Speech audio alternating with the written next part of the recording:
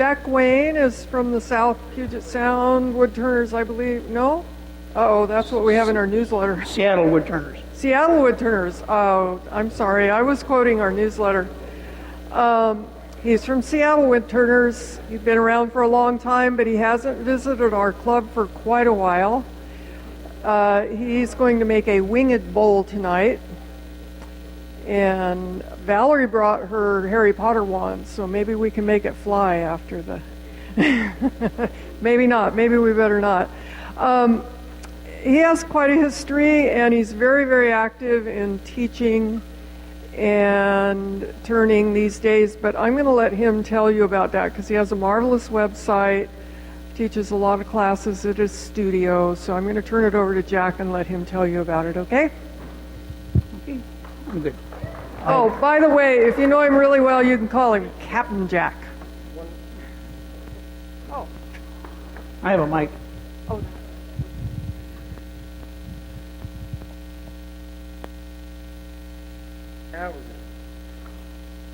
Everybody look taller? Oh, it's been a year since I've been here, and it's always fun to come over here. Worth the trip, always. Unless Tones is here, and then it's a bore. Tonight we're making what I call a winged bowl, which is a bowl which is rectangular in the top and in that shape, and then we create a bowl form and hollow. Throw the little tricks to it, and properly done at no time do your fingers ever leave the end of your hand. So you have to be careful though. Somewhat like Jimmy Clues, you do need to have a lot of speed in order for this to work. It's an exercise in tool control, rubbing the bevel, letting the wood come to the tool. Don't chase after the wood. Because on this type of turning, most of the time there's no wood there. So it takes a while. And just take a deep breath and go for it. I mean, it's only wood. And as a special treat for this club only, I have agreed to risk life and limb. You might notice that the wood on this lathe is cherry. I have a terrible reputation working with cherry. In fact, in many of the clubs in Oregon and Washington and California is known as jackwood. I think it's terribly unfair, but I'm willing to work with it. Okay. The tool use for almost all of this gouge. These are made by our very good friend Dave of D-Way Tools. All of my gouges have exactly the same angle on the nose, which is about 60 degrees. I prefer a long wing and a narrow nose. Are we getting this or no? Overhead. We could tighten down. Overhead. Okay. So there we go. So this is the long wing that I have.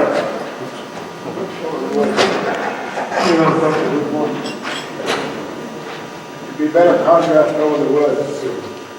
Now we're good. Now we're good? Okay. So again, the long wing. It's a narrow nose. Not a point, but it's very narrow.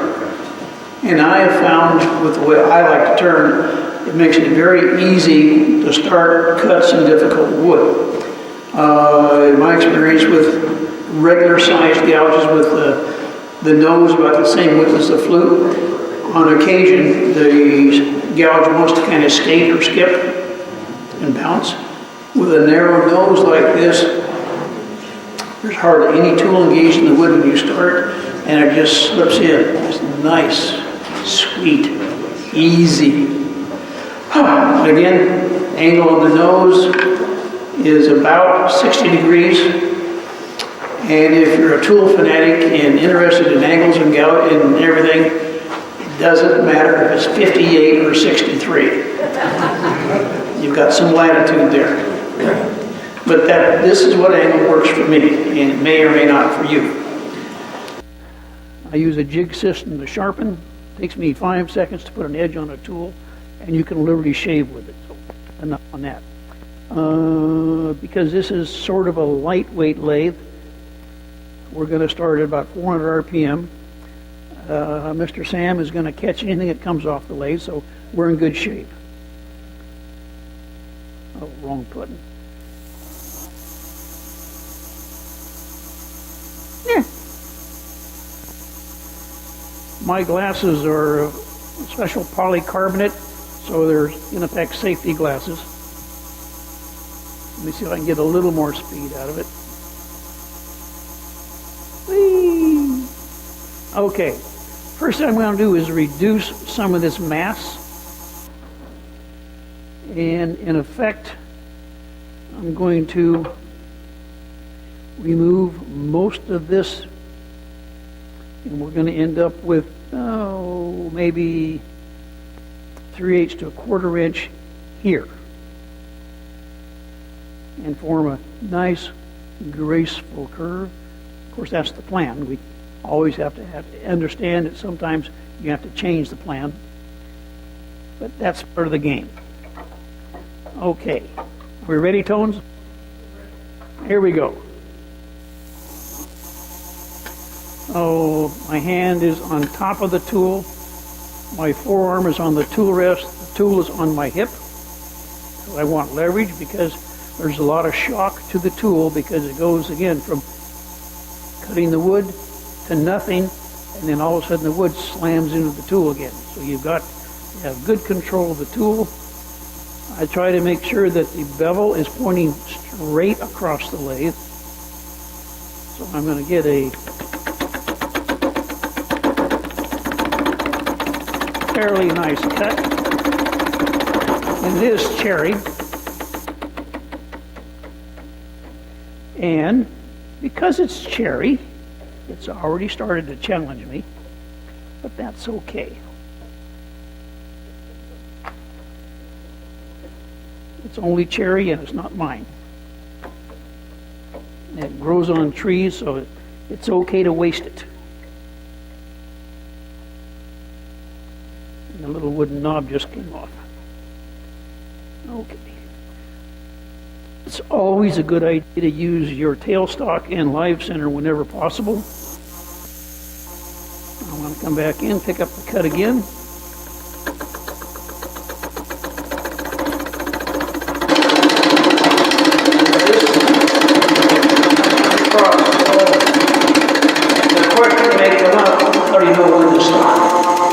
We don't want to go all the way to center.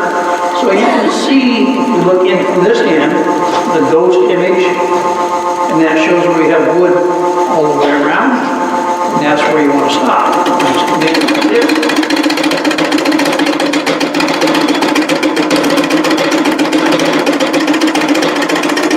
And right about there. And repeat as many times as necessary. You're on the belt when you're in contact with the wood. When you're not in contact with the wood, you want to make sure that the cutting edge or the nose of your tool does not drip into the void.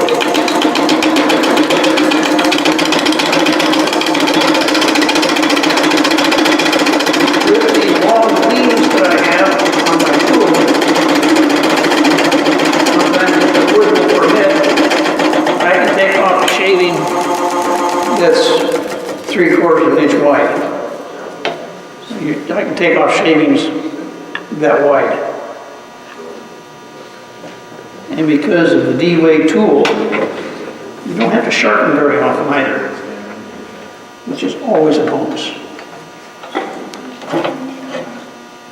Adjust the angle of whatchamacallit here a little bit. When I first started turning, I used Nova lathe. I wore that sucker out. Even though I changed the motor on it, and the drive system and everything else, I built a cabinet that weighed 1,600 pounds, filled it with sand, so nothing moved. One of the biggest things I ever turned on it was a 42-inch platter. I will never, ever do that again. Well, I imagine the rim speed of that thing was just screaming. Okay, I'm coming in again. This part is kind of like washing paint, right? I'll try to make sure I'm not going to go straight in. I'm going to start making a slight angle out. So that way I'm not cutting into end grain all the time.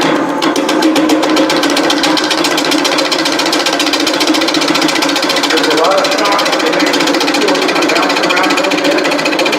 Don't worry about it. All we're doing now is get rid of wood that doesn't count. You could come in from this space and cut in that direction, but you end up with some control problems.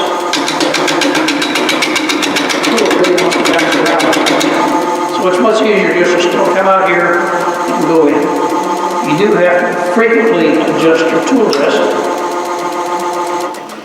And of course, we always stop the lathe before you make any adjustments.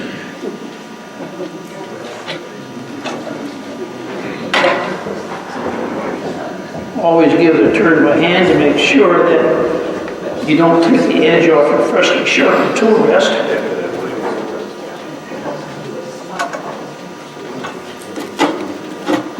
This lathe is a little bit lighter than what I'm used to.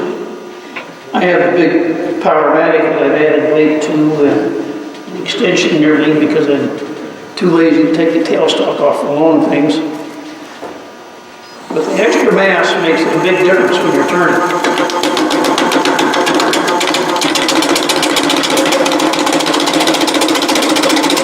Almost at the area where I can start bringing the speed up.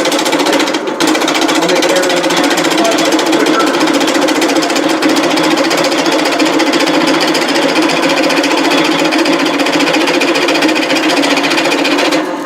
If anybody's interested in seeing what I do in my home studio or my lessons, my website is listed up here. And I also have on PDF file descriptions of all the processes for each class. Free. And occasionally there's timely and very, very sharp tips on what to avoid.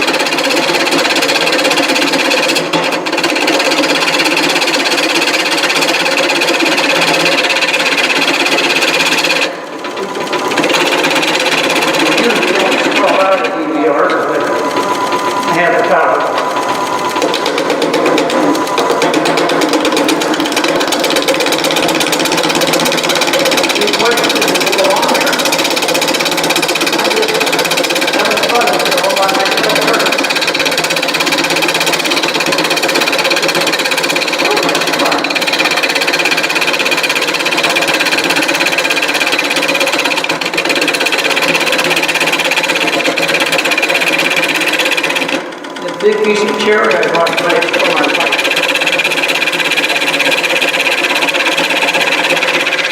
We just celebrated our 3rd anniversary. And she's developed into a pretty good turner. But when I introduced it to her, the craft of turning, I had forgotten how addictive it can be. And now she wants to do natural edge and wants to turn cherry. So that's why I got the big piece for it. She can turn big holes and make them look bad.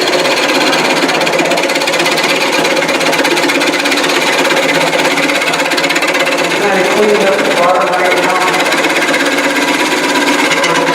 I need to where I want the body of the whole thing. The wings are really incidental.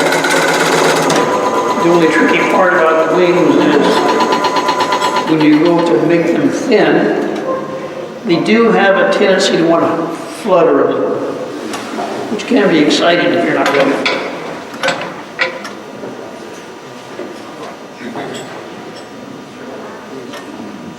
Oh, it smells so good. Too bad it's such rotten wood. It hates me, I know. Beg your pardon. It was a gift. I'm not here.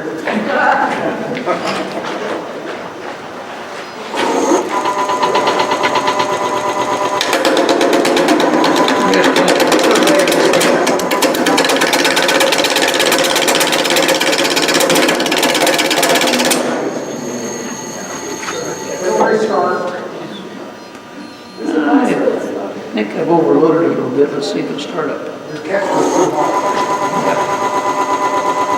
it needs a little more RPM, I think.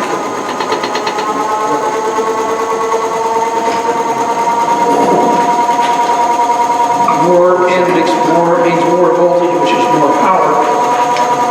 So maybe it'll be better. I would hate to think that I was taking too big of a cut.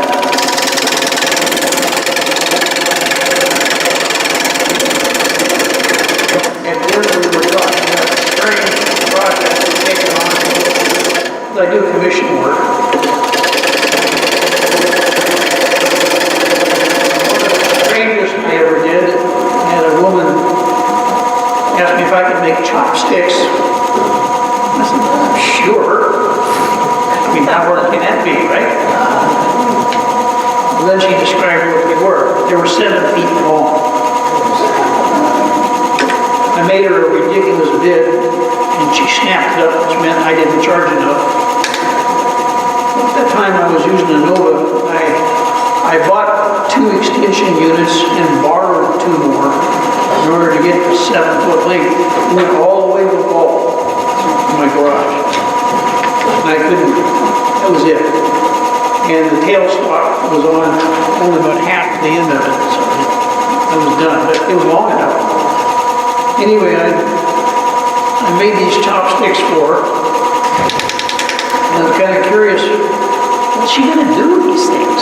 Well, she's an artist, but she told me that when they were in the gallery, and I went in and took a look at them, hanging up on the wall, and she had colored grains of rice, different colors, and she had glued these rice things on all over the thing, sort of like Australian, they have original artwork. They're really pretty interesting.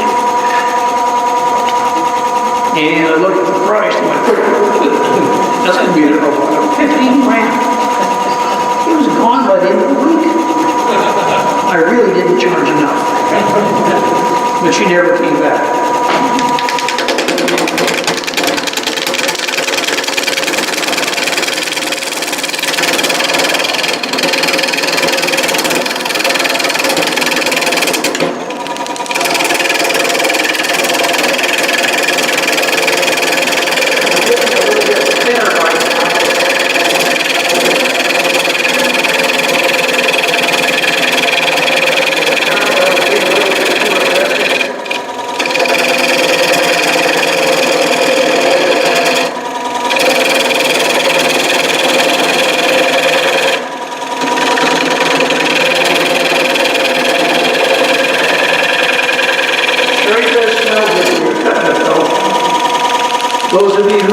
eucalyptus are due for a new tree. It smells like Vicks Vapor Rub when you cut it.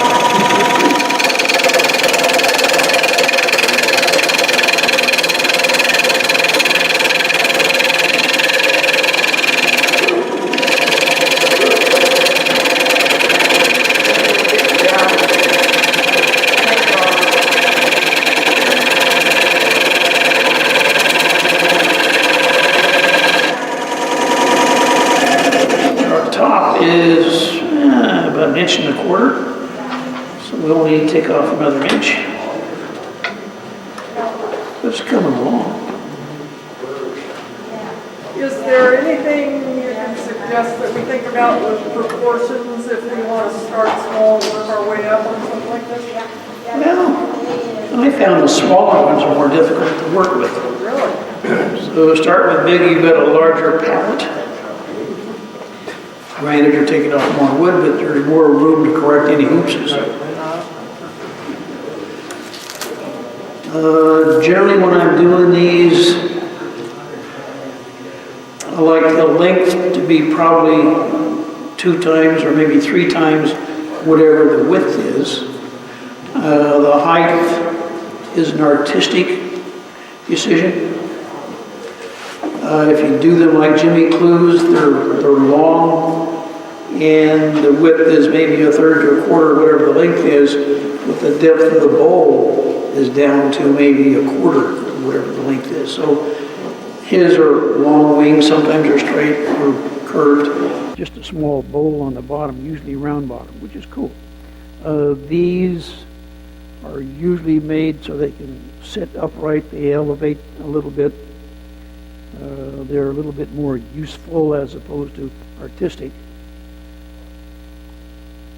And it's just all about the artistic statement you as a turner want to make. And when it all comes down to it, as soon as you start doing any wood turning, you become an artist.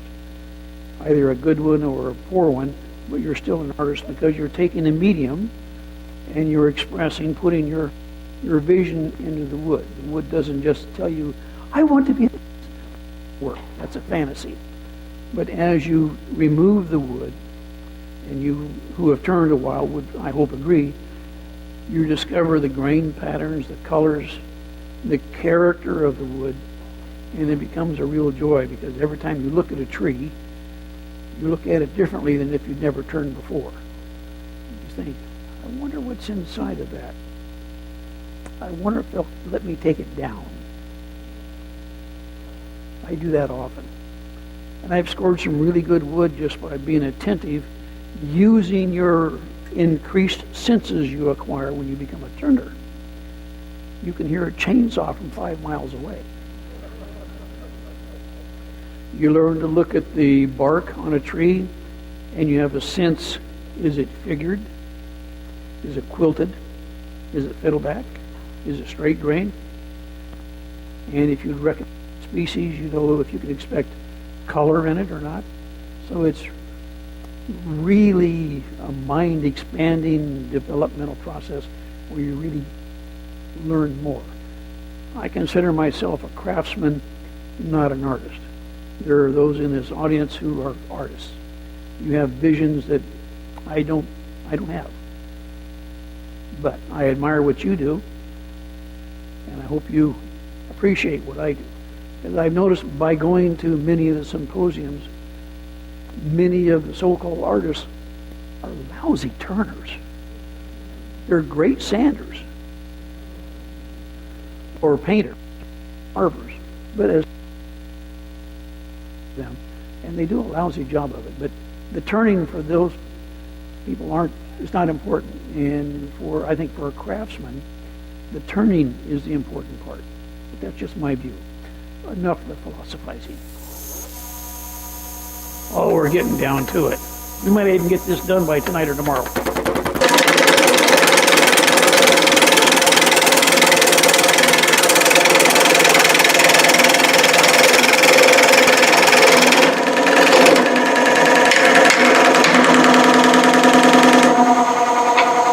This tourist keeps creeping. Apparently it doesn't like vibration.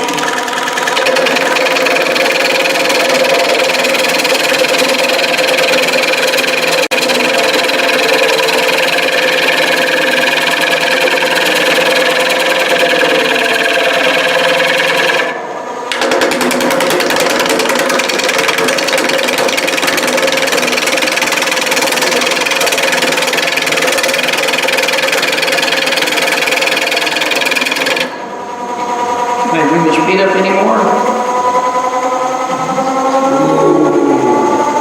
Sing to me, baby. The faster it goes, the smoother the cut becomes.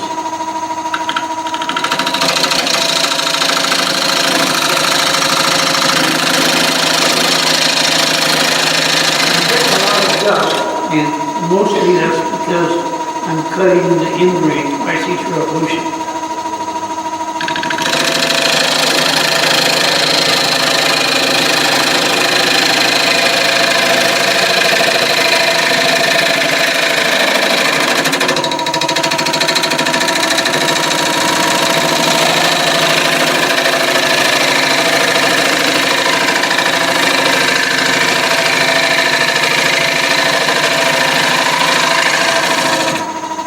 And first little change over.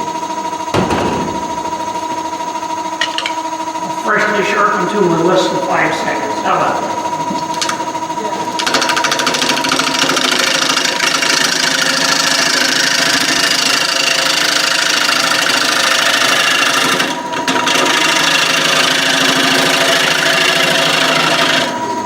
On my lathe, I've got a big dust collector right here, so it captures most of the dust and junk that comes off, unless you cut with a drone.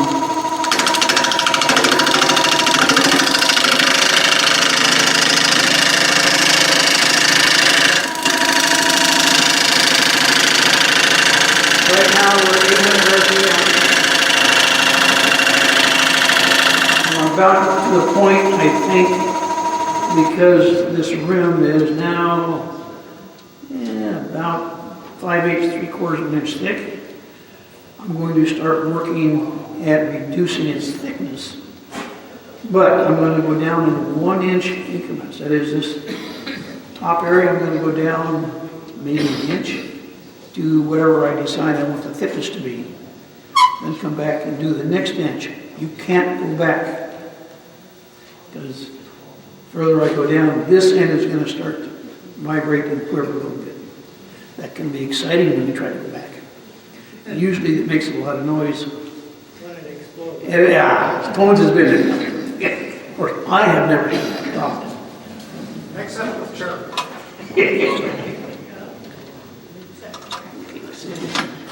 Change our position here just a wee bit.